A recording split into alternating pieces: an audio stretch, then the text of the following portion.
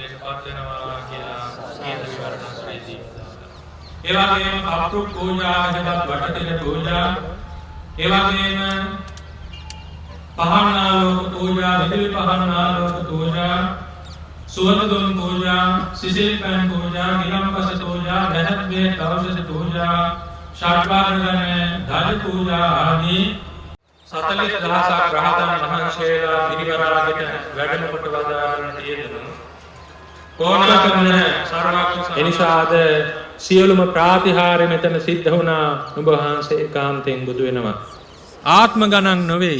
මේ ජීවිතයේදීම සසර දුක් කෙලවර කරලා එහෙම නැත්නම් සතර අපායෙන් මිදීම පිණිස මේ ගිහි පින්නතුල්ලාට මේ පින්කම් ඒ ශක්තිමත් පින්කම් වලින් සිත ශක්තිමත් කරගන්න පෙරපින් මතු කරගන්නටයි අවශ්‍ය කියන කාරණයයි මෙතනදී අපි පැහැදිලි කරන්නේ. එනිසා මෙසේ ආනිසංසදායක පූජාවන් සර්වඥ බුදුරජාණන් වහන්සේට ඔබ අප සෑම දිනම පූජා කිරීමටයි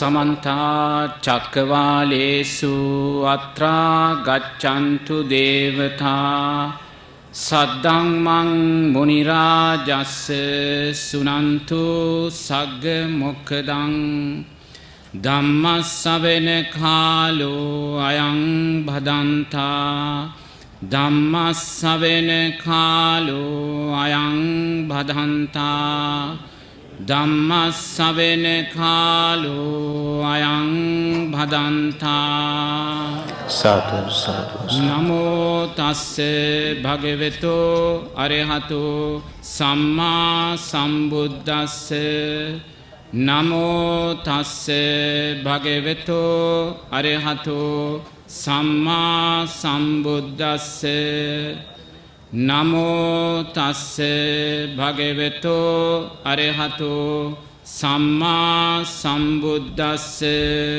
සාදු සාදු අති ගෞරවනීය ස්වර්ණ මාලී විහාරස්ථානයේ ඒ ගෞරවනීය නායක ස්වාමීන් වහන්සේ වන පල්ලේගම හේමරතන නායක ස්වාමීන් වහන්සේගෙන් අවසර, ඒ වගේම විහාරස්ථානයේ වැඩ සිටින අනෙකුත් ගෞරවනීය ස්වාමීන් වහන්සේලාගෙන් අවසර, වැඩම කොට වදාළ අති ගෞරවනීය නායක ස්වාමීන් වහන්සේලා ප්‍රමුඛ ඒ වන්දනීය මහා සංඝරත්නයන් අවසර, ඒ වගේම වැඩම කොට වදාළ මෑණියන් වහන්සේලාගෙන් අවසර, පින්වතුනි මේ මොහොතේ ජීවමාන බුදුරජාණන් වහන්සේ හැටියට අපි සලකන ඒ ස්වර්ණමාලී මහා සෑසමුදුන් අභියස බොහොම ලස්සන විචිත්‍ර වූ පින්කමක්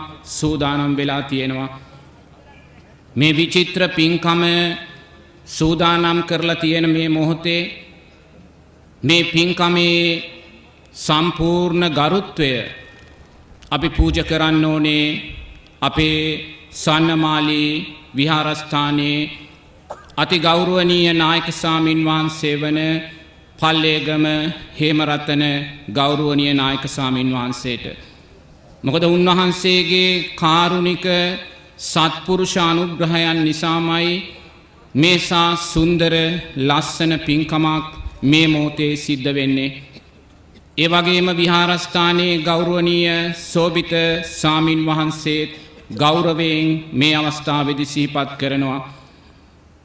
අපිට ඒ මහාධිකරණ විනිසුරු බන්දුල කරුණාරත්න මහත්මයා ආරාධනයක් සිද්ධ කළා මේ ආකාරයෙන් මේ පින්කම සිද්ධ කරන්නේ කියලා. ඒ වගේම වසන්ත බමුණුආරච්චි මහත්මයා, දීපිකා බමුණුආරච්චි මහත්මිය මේ පින්කම උදෙසා ප්‍රධානම දායකත්වයන් සැපෙව්වා. මේ ආකාරයෙන් පින්වතුනි බොහොම විචිත්‍ර වූ පින්කමක් මේ මොහොතේ සිද්ධ වෙනවා.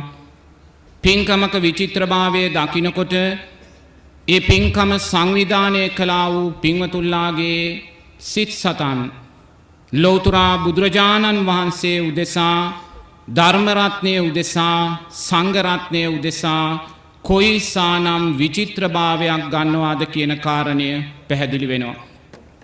ලෞතර බුදුරජාණන් වහන්සේගේ කාලේ එක්තරා ලස්සන චිත්‍රයක් තිබ්බ පින්වතුනි. ඒ චිත්‍රයට කිව්වේ චරණ චිත්‍රය කියලා. මේ චරණ චිත්‍රය තමයි එදා දඹදිව තිබුණු ලස්සනම චිත්‍රය. මේ චරණ චිත්‍රය ලෞතර බුදුරජාණන් වහන්සේ දැකලා බුදුරජාණන් වහන්සේ දේශනා කරනවා මේ චරණ චිත්‍රය යම්සේ විචිත්‍රද මේ චිත්‍රය නිර්මාණය කළා වූ සිත්තරාගේ සිත ඊටත් වඩා විචිත්‍රයි කියලා පින්වතුනි. එහෙමනම් පින්වතුන්ලා විචිත්‍රාකාරයෙන් පින්කම් සිද්ධ කරනකොට ඒ විචිත්‍ර භාවය තුල අපි දකින්නේ මොකක්ද? ඔබලාගේ සිත් සතන් බුදුරජාණන් වහන්සේ උදෙසා ධර්ම රත්නය උදෙසා සංඝ රත්නය උදෙසා ඊටත් වඩා විචිත්‍රයි කියන කාරණය පින්වතුනි.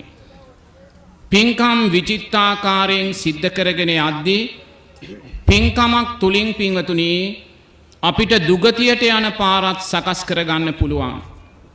පින්කමක් සිද්ධ කිරීම තුලින් අපිට සුගතියට යන පාරක් සකස් කරගන්න පුළුවන්. ඒ වගේම පින්කමක් සිද්ධ කිරීම තුලින් විදර්ශනා නුවණක් සකස් කරගන්න පුළුවන් කියලා බුදුරජාණන් වහන්සේ දේශනා කරනවා. අදක්ෂයා පින්කම් සිද්ධ කරලා දුගතියට යනවා පින්වතුනි. එයා අදක්ෂයා. දක්ෂයා පින්කම් සිද්ධ කරලා සුගතියට යනවා. මේ සම්මා සම්බුද්ධ ශාසනයේ වඩාත් දක්ෂෙක් ඉන්නවා. ඒ වඩාත් දක්ෂයා මොකද කරන්නේ? පින්කම් සිද්ධ කරලා විදර්ශනා නුවණ ඇති කරගන්නවා කියලා බුදුරජාණන් වහන්සේ දේශනා කරනවා. එතකොට කොහොමද පින්වතුනි පින්කමක් සිද්ධ කරලා අපි දුගතියට යන්නේ? අපි දන්නවා මොනරා කියලා පක්ෂියෙක් ඉන්නවා. මේ මොනරා කියන පක්ෂියා තමයි මේ පක්ෂි ලෝකේ ඉන්න විචිත්‍රම පක්ෂියා. මේ මොනරා කියන පක්ෂියාට මේ විචිත්‍රභාවය ලැබෙන්නේ එයා පෙර ජීවිතවල මනුස්ස ජීවිත ලබලා කරගත්තා වූ පින්කම් නිසාමයි පින්වතුනි. පින්කම් සිද්ධ කරගත්තා. නමුත් සීලෙන් දුර්වලභාවයට පත් වෙලයි පින්කම් සිද්ධ කරගත්තේ. සීලෙන් දුර්වලභාවයට පත්වීම නිසා තිරිසන් ලෝකයට වැටෙනවා. කළා වූ පින්කම් නිසා තිරිසන් ලෝකයේදී විචිත්‍ර වර්ණයක් ලැබෙනවා කියලා බුදුරජාණන් වහන්සේ දේශනා කරනවා පින්වතුනි. අපි දන්නවා ලෞතර බුදුරජාණන් වහන්සේගේ කාලේ එක්තරා මාළුවෙක් ජීවත් වුණා පින්වතුනි. ඒ මාළුවා දඹරන් පාටයි. දකින කෙනා මේ මාළුවාට ආසයි. නමුත් මේ මාළුවා කට අරිනකොට ප්‍රදේශයේම දුර්ගන්ධයක් පැතිරෙනවා පින්වතුනි. මේ අරුම පුදුම මාළුවා අරගෙන එදා ජනතාව ලෞතර බුදුරජාණන් වහන්සේ ළඟට ගියා. ලෞතර බුදුරජාණන් වහන්සේ పూర్වේ නිවාසානුස්සතු ඥාණයෙන් බලලා බුදුරජාණන් වහන්සේ දේශනා කරනවා මේ මාළුවා කාශ්‍යප බුදුරජාණන් වහන්සේගේ කාලේ ජීවත් වෙච්ච පින්වතෙක්. නමුත් මේ පින්වතා සීලෙන් දුර්වලභාවයට පත් වෙලයි පින්කම් සිද්ධ කරගත්තේ. පින්කම් සිද්ධ කරගත්තේ සීලෙන් දුර්වල වෙලා. සීලෙන් දුර්වලභාවයට පත්වීම නිසා තිරිසන් ලෝකෙට වැටුණා. නමුත් කළා වූ පින්කම් නිසා පින්වතුනි විචිත්‍රභාවයක් ලැබෙනවා කියලා බුදුරජාණන් වහන්සේ දේශනා කරනවා. එහෙමනම් බලන්න අපේ රටේ අප්‍රමාණ පින්කම් සිද්ධ වෙන රටක්. වෙසක් කාලය ගත්තත් පොසොන් කාලය ගත්තත් අප්‍රමාණ පින්කම් සිද්ධ වෙනවා. නමුත් සමහරු පින්කම් සිද්ධ කරන්නේ මත් වතුර පානය කරමින් තමයි පින්කම් සිද්ධ කරන්නේ. බොරු කියමින් තමයි පින්කම් සිද්ධ කරන්නේ. මිච්ඡා ආජීවයෙන් සොයාගත් මුදලින් තමයි පින්කම් සිද්ධ කරන්නේ. සීලෙන් දුර්වල වෙලා පින්වතුනි. සීලෙන් දුර්වලභාවයට පත්වීම නිසා සතර අපායන්ට වැටෙනවා. නමුත් කළා වූ පින්කම නිසා සතර අපායේදී විචිත්‍ර ජීවිතයක් ලැබෙනවා කියලා බුදුරජාණන් වහන්සේ දේශනා කරනවා. එයා අදක්ෂයා පින්වතුනි. අදක්ෂයා සීලෙන් දුර්වල වෙලා පින්කම් සිද්ධ කරගෙන සතර අපායට වැටෙනවා. නමුත් දක්ෂයෙක් ඉන්නවා මේ සම්මා සම්බුද්ධ ශාසනය තුල. ඒ දක්ෂයා මොකද කරන්නේ? එයා සිල්පද 5 ආරක්ෂා කරගෙන පින්කම් සිද්ධ කරලා සුගතියේ උපදිනවා පිංගතුනි. ලෞතර බුදුරජාණන් වහන්සේගේ කාලේ ලස්සන දෙවි කෙනෙක් ජීවත් වුණා. ඒ දෙවියාගේ නම තමයි මාලබාරී දෙවියා පිංගතුනි. මේ මාලබාරී දෙවියා පෙර ජීවිතේ බුදුරජාණන් වහන්සේගේ කාලේ ජීවත් වෙච්ච මහත්මෙක්. බුදුරජාණන් වහන්සේ අරමුණු කරගෙන සිල්පද ආරක්ෂා කරගෙන අප්‍රමාණ පින්කම් සිද්ධ කරනවා. සිද්ධ කරලා මිය පරලව ගිහිල්ලා මාලබාරී දෙවියා වෙලා උපදිනවා පිංගතුනි. මේ මාලබාරී දෙවියා දිව්‍ය ලෝකේ උපදිනකොටම එයාට දිව්‍යාංගනාව 500ක් පහළ වෙනවා කියලා ලෞතර බුදුරජාණන් වහන්සේ දේශනා කරනවා. දිව්‍යාංගනාව 500ක් එයාගේ පිනට පිංගතුනි. සෑම උදෑසනකම මේ දිව්‍යාංගනාව 500 පිරිවරාගෙන අර දිව්‍ය තලයේ මලින් බර වෙලා තියෙන නන්දන උයනට යනවා කියනවා. මේ මාලබාරී දෙවියා දිව්‍ය ආසනයේ වාඩි වෙලා ඉන්නකොට 500ක් දිව්‍යාංගනාව 250 දෙනෙක් මල් ගස් වලට නගිනවා කියනවා. මල් කඩලා බිමට දාද්දී බිම ඉන්න දිව්‍යාංගනාව 250 දෙනා මේ මල් අහුලලා මාලබාරී දෙවියාව සරසනවා කියනවා පිංගතුනි. දිව්‍යාංගනාවන් 500ක් විසින්ම මලින්ම සුවඳින්ම පූජාවන් පවත්වනවා පිංගතුනි. ඒක තමයි මේ දෙවියාගේ දිව්‍ය ජීවිතය. එයාට වෙන ජීවිතයක් නැහැ. මොකක්ද පිංගතුනි මේ අසිරිය? මේ අසිරිය තමයි සිල්පද ආරක්ෂා කරගෙන පින්කම් කිරීමේ අසිරිය. දැන් මේ පින්කම සංවිධානය කරපු සහයෝගය දුන්න මේ පින්වතුන්ලා চিරාත් කාලයක් ජීවත් වෙලා මිය පරලොව යන වෙලාවට මේ කළා වූ පින්කම සිහිපත් වුණොත් ශාස්ත්‍රීක මිනිස්සෙක් ශාස්ත්‍රීක දෙවියෙක් වෙලා උපදිනවා කියලා බුදුරජාණන් වහන්සේ දේශනා කරනවා. සිල්පද ආරක්ෂා කරගෙන කළා වූ පින්කම්. අපි දන්නේ එක්තරා ස්වාමින් වහන්සේ නමක් උතුම් සමාධියෙන් පසු වෙනකොට පිංගතුනි ඒ ස්වාමින් වහන්සේට අරමුණු වෙලා තිනවා දිව්‍යාංගනාවක්. ඒ දිව්‍යාංගනාව මලින් හැදුනා වූ දිව්‍යාංගනාවක් පිංගතුනි. මලින් එයා හැදිලා තියෙන්නේ. දැන් අපි හැදිලා තියෙන්නේ මසෙන්නේ සමෙන්. සම තමයි බාහිරට අපේ පේන්නේ. නමුත් මේ දිව්‍යාංගනාව මලින් හැදුනා වූ දිව්‍යාංගනාවක් පිංගතුනි. ඔබ සුදු පාට විනිවිද පේන පොලිතින් නුරයක් ගන්න. ඒ පොලිතින් නුරේට රෝස පාට ඕකිඩ් මල් පුරවන්න. ඕකිඩ් මල් පුරවලා දැන් බාහිරින් ඔබේ පොලිතින් නුරය දිහා බලන්න. ඒ වගේ මලින් හැදුනා වූ දිව්‍යාංගනාවක් පිංගතුනි. මොකක්ද මේ ආශ්චර්යය? මේ ආශ්චර්යය තමයි සිල්පද ආරක්ෂා කරගෙන පින්කම් කිරීමේ ආශ්චර්යය. එනම් බලන්න එක්කෙනෙක් අදක්ෂයා සිල්පද දුර්වල කරම් පින්කම් සිද්ධ කරලා දුගතියට යනවා.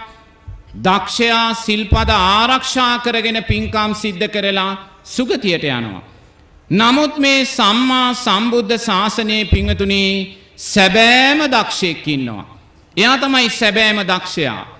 ඒ සැබෑම දක්ෂයා පින්කම් සිද්ධ කරලා මේ සුගතියත් දුගතියත් දෙකම අනිත්‍යයි කියලා දැකලා මේ කුසල් සංස්කාරයනොත් අකුසල් සංස්කාරයනොත් දෙකම විපාක දීලා අනිත්‍ය වෙනවා කියලා දැකලා විදර්ශනා නුවණ සකස් කර ගන්නවා කියලා බුදුරජාණන් වහන්සේ දේශනා කරනවා. වරක් ලෞතර බුදුරජාණන් වහන්සේ මේ නර්මදා නදිය ළඟ වැඩ සිටිනකොට පිංගතුනි එක බමුණෙක් ඇවිල්ලා ලෞතර බුදුරජාණන් වහන්සේගෙන් අහනවා භාග්‍යවතුන් වහන්සේ අතීතේ මේ ලෝකේ කොපමණ බුදුරජාණන් වහන්සේලා පහළ වෙලා හිටියද කියලා. නමුත් අපි දන්නේ පිංගතුනි 8 බුදුරජාණන් වහන්සේලා ගැන විතරයි. නමුත් බුදුරජාණන් වහන්සේ ඒ වෙලාවේ මේ බමුණට කියනවා බමුණ මේ නර්මදා නදියේ තියෙන වැලිකැට සංඛ්‍යාව ගණනකින් කියන්න බෑ වගේ අතීතේ මේ ලෝකේ පහළ වුණා වූ බුදුරජාණන් වහන්සේලා මෙපමණයි කියලා ගණනකින් කියන්න බෑ කියලා පිංගතුනි. එනම් බලන්න අතීතේ ලක්ෂ ගාණක් බුදුරජාණන් වහන්සේලා මේ ලෝක ධාතුව තුල පහළ වෙලා තියෙනවා. ඒ ලක්ෂ ගාණක් සම්මා සම්බුද්ධ ශාසන පසු කරමින් ආවා වූ ගමන. මේ ආවා වූ දීර්ඝ ගමනේදී ලෞතුරා බුදුරජාණන් වහන්සේ දේශනා කරනවා මේ ලෝකේ යම් සැපයක් කියලා දෙයක් තියෙනවා නම් ඒ සෑම සැපයක්ම අපි අත්විඳලා තියෙනවා කියලා. බුදුරජාණන් වහන්සේ මේ මහ පොළව හරහා යන කඩිරැලක් පෙන්නලා ආනන්ද ස්වාමින් වහන්සේට කියනවා ආනන්ද මේ කඩිරැලේ ඉන්න සෑම කඩියෙක්ම සංසාරේ සක්විති රජ වෙලා තියෙනවා කියලා. බලන්න මේ කඩිරැලේ ඉන්න කඩියත් සංසාරේ සක්විති රජ වෙලා තියෙනවා නම් ඔබත් මමත් පින්වතුනි සංසාරේ කී වතාවක් සක්විති රජ වෙලා ඉන්නේ නැද්ද? සක්‍රයා වෙලා ඉන්නේ නැද්ද? සුජම්පතිය වෙලා ඉන්නේ නැද්ද? ඒ සක්විති රජගේ ස්ත්‍රී රත්නය වෙලා ඉන්නේ නැද්ද පින්වතුනි? එමනම් මේ ලෝක ධාතුව තුල යම් සැපයක් තියෙනවා නම් ඒ සෑම සැපයක්ම අපි අත්විඳලායි තියෙන්නේ පින්වතුනි. කුමක් නිසාද මේ සැපයන් අපිට ලැබුණේ? අපි කළා වූ කුසල් ධර්මයන් නිසාමයි. ඒ වගේමයි බුදුරජාණන් වහන්සේ දේශනා කරනවා මේ ලෝක ධාතුව තුල යම් දුකක් තියෙනවා නම් සතර අපායන්ට වැටිලා ලබන්නා වූ යම් දුකක් තියෙනවා නම් ඒ සෑම දුකක්මත් අපි අත්විඳලායි තියෙන්නේ පින්වතුනි. මේ කුමක් නිසාද මේ සැප සහ දුක කියන කාරණා අපිට ලැබුණේ? අපි රැස් කළා වූ සංස්කාරයන් නිසාමයි. කුසල් සංස්කාරයන් නිසා සැපයන් කරා යනවා. අකුසල් සංස්කාරයන් නිසා දුක කරා යනවා පින්වතුනි. මේ ආවා වූ දීර්ඝ ගමනේදී සම්මා සම්බුද්ධ ශාසන ලක්ෂ ගාණක් පහු කරලා ආපු ගමනේදී අපිට මුණ ගැසුණු සම්මා සම්බුද්ධ ශාසනවලදී බුදුරජාණන් වහන්සේලා අරමුණු කරගෙන දැල්ලුවා වූ පහන් ආලෝකයන් එක පිඬක් කළොත් එය මේ හිරුගේ ආලෝකයට වඩා ප්‍රභාස්වරයි කියලා බුදුරජාණන් වහන්සේ දේශනා කරනවා. බලන්න මේ ගෙවිගෙන ආවා වූ සම්මා සම්බුද්ධ ශාසනවලදී බුදුරජාණන් වහන්සේලා අරමුණු කරගෙන අපි පූජා කරලා තියෙන පහන් ආලෝකයන් එක පිඬක් කළොත් හිරුගේ ආලෝකයට වඩා වැඩි කියනවා පින්වතුනි. හිරුගේ ආලෝකයට වඩා ප්‍රභාස්වර වූ පහන් ආලෝකයන් අපි සංසාරයක් පුරාවට පූජා කරලා තියෙනවා. ඒ වගේම අතීතේ පසු කරගෙන ආවා වූ සම්මා සම්බුද්ධ ශාසනවලදී මේ මොහොතේ මේ පූජා කළා වූ සුවඳ මල් වගේ සංසාරේ බුදුරජාණන් වහන්සේලා අරමුණු කරගෙන පූජා කරලා තියෙන සුවඳ මල් එක ගොඩක් ගැහුවොත් එය ගිජ්ජකූට පර්වතයට වඩා විශාලයි කියලා බුදුරජාණන් වහන්සේ දේශනා කරනවා. එනම් බලන්න ඒසා පහන් ආලෝකයන් ඒසා සුවඳ මල් ඒසා සුවඳ දුම් ඒසා කටින පූජාවන් අපි සංසාරයක් පුරාවට සිද්ධ කරලා තියෙනවා. නමුත් මේවා සිද්ධ කිරීම නිසා අපි ඒවායේ ආනිසංස ධර්මයන් තුලින් සක්විති රජ කියන තැනට ඇවිල්ලා තියෙනවා. සක්‍රයා කියන තැනට ඇවිල්ලා තියෙනවා. නමුත් පින්වතුනි මේ සෑම සංස්කාරයක්ම අනිත්‍යයි. විපාක දීලා අනිත්‍යභාවයට පත් වුණා. එනම් මේ මොහොතේ ඔබ යම් සංස්කාරයක් කුසල් සංස්කාරයක් රැස් කරනවද? ඒ කුසල් සංස්කාරයත් විපාක දීලා අනිත්‍ය වෙන දෙයක්මයි. ඒ නිසා ඔබ මෙවැනි පින්කම් සිද්ධ කරලා ප්‍රාර්ථනා කරන්නේ අනාගතේ නැවත මිනිස්සෙක් වේවා කියලා නම් ඒ ඔබ ප්‍රාර්ථනා කරන්නේ අනාගත පංච උපාදානස්කන්ධයක්. මෙවැනි පින්කම් සිද්ධ කරලා ඔබ ප්‍රාර්ථනා කරන්නේ අනාගතයේදී දෙවියෙක් වේවා කියලා නම් ඒ ඔබ ප්‍රාර්ථනා කරන්නේ අනාගත පංච උපාදානස්කන්ධයක්. ප්‍රාර්ථනා කරන්නේ අනාගත පංච උපාදානස්කන්ධයක් නම් එතන තියෙන්නේ දුකක් කියලායි බුදුරජාණන් වහන්සේ දේශනා කරන්නේ. ඒ නිසා පින්වතුනි පින්කම් සිද්ධ කරමින් ඒ පින්කම් තුලින් රැස් වෙන්නා වූ කුසල් සංස්කාරයන්ගේ අනිත්‍යභාවය දකිමින් භවයට බැඳෙන්නේ නැවත දිව්‍ය මනුස්ස සුගතියේ උපතක් නෙමේ. ඒ සුගතියේ අනිත්‍යභාවය දකිමින් විදර්ශනා නුවණ ඇති කරගන්න කියලා බුදුරජාණන් වහන්සේ දේශනා කරනවා. අදක්ෂයා සීලෙන් දුර්වල වෙලා පින්කම් සිද්ධ කරලා දුගතියට යනවා. දක්ෂයා සිල්පද ආරක්ෂා කරගෙන පින්කම් සිද්ධ කරලා සුගතියට යනවා. වඩාත් දක්ෂයා පින්තුනි මේ සුගතියත් දුගතියත් දෙකම අනිත්‍යයි කියලා දැකලා මේ කුසල් සංස්කාරේනොත් අකුසල් සංස්කාරේනොත් දෙකම අනිත්‍යයි කියලා දැකලා විදර්ශනා නුවණ ඇති කරගන්නවා කියලා බුදුරජාණන් වහන්සේ දේශනා කරනවා. එනිසා මේ ආකාරයෙන් දක්ෂ විදිහට පින්කම් සිද්ධ කරමින් අපි මේ ධර්ම මාර්ගයේ ඉදිරියට යද්දී පිංගතුනි මුලින්ම අපි තමා තුලින් තමා දකින්න දක්ෂ වෙන්න ඕනේ මේ ලැබුවා වූ උපත කොයිසා ශ්‍රේෂ්ඨ උපතක්ද කියලා. මේ ලෝකේ යම් දිව්‍ය තලයක මාර්ගඵලලාභී නොවන දෙවියෙක් ඉන්නවා නම් යම් බ්‍රහ්ම තලයක මාර්ගඵලලාභී නොවන බ්‍රහ්මයෙක් ඉන්නවා නම් ඒ සෑම දෙවියෙකුටම සෑම බ්‍රහ්මයෙකුටම වඩා ශ්‍රේෂ්ඨ උපතක් ඔබ ලබලා තියෙනවා පින්වතුනි. ඒ සෑම දෙවියෙක් බ්‍රහ්මයෙකුටත් වඩා ශ්‍රේෂ්ඨ උපතක් ලබලා තියෙනවා. නමුත් අපි මේ උපතේ ශ්‍රේෂ්ඨභාවය දකින්නේ නැහැ. ඒ නොදකින නිසාම දෙවියා කියන කෙනාගෙන් පිළිසරණ සොයාගෙන යන තැනට අපිපත් වෙනවා. එයි මේ ලැබුවා වූ උපතේ ශ්‍රේෂ්ඨභාවය දකින්නේ නැහැ.